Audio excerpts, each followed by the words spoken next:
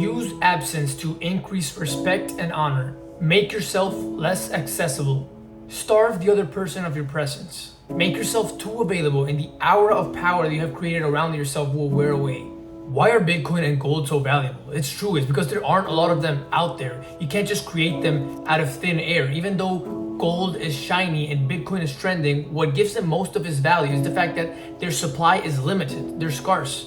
Also, that's why most people reply to text message only after 15 minutes, right? Let me not seem so available. Well, that's great, that's amazing, but the difference between Bitcoin, gold, and your text message is the fact that two of them are scarce and the other one's supply is actually very easily obtainable. And I'm not talking about the currencies.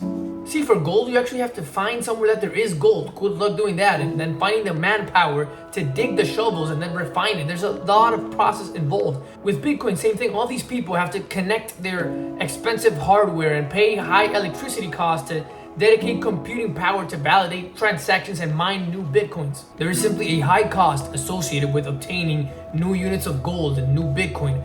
Its supply is not very easily accessible, which is what makes it scarce and thus valuable. What is the cost associated with your text message? You actually have to stop producing something of value? Do you have to stop working on an important project, training your body, training your mind? Or are you too busy starving the other person of your presence by watching Netflix and scrolling through Instagram? Because if that is the case, if there's no actual cost incurred, then you're basically just manipulating your scarcity to create value.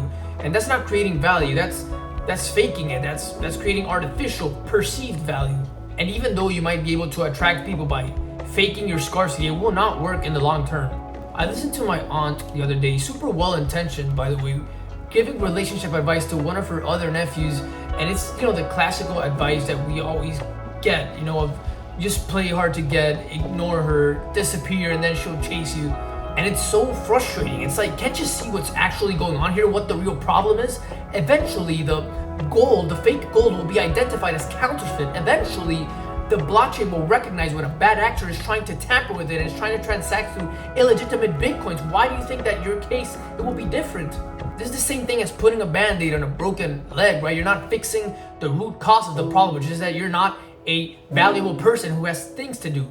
You're still insecure. Do you not think that your neediness will reveal itself sometime in the transcourse of the relationship? When I was in college, me and my friends had this older friend who was like the dad friend of the group, right? He's in a different phase of life. He has a full-time job. He's like married. He actually has a kid, and we enjoyed like so much spending time with him. And besides him just being like a fun, all-around guy, there was something else that was going on. Similar to how I just can't create Bitcoins and gold out of thin air, right? It requires this hard, extensive process. I couldn't just also summon my older friend's presence at will, right? It was scarce. It was hard to obtain. We had to wait for that call every once in a while in a month to come. And when it did come, we were thrilled. We were, yeah, of course, let's do this. But it wasn't that he was intentionally manipulating his presence, right? He wasn't psychologically making us want him more, right? He was just genuinely scarce. And it's because he was authentic that it worked. I mean, I couldn't even finish a tennis game without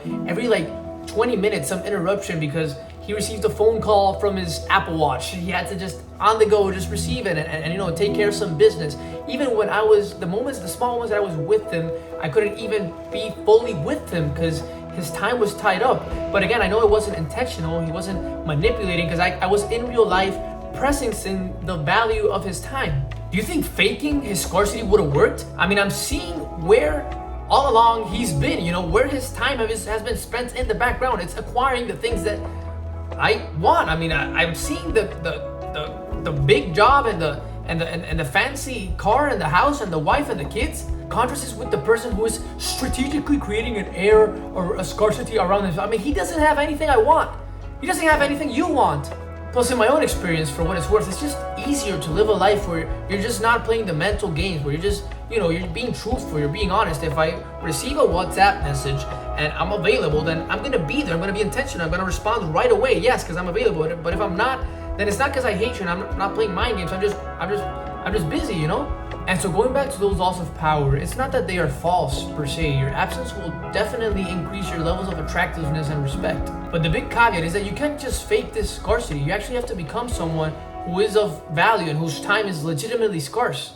Make yourself less accessible. Starve the other person of your presence. It just feels wrong, manipulative. The power effects are true, but they just have to come from a place of authenticity. All right, and that is all that I have for you today. Thank you so much for taking the time to watch this video. If you've made it this far, it really means a lot. If you enjoyed it, please share with a friend or two. And besides that, we'll keep it coming. I will see you in the next one. Love you and peace.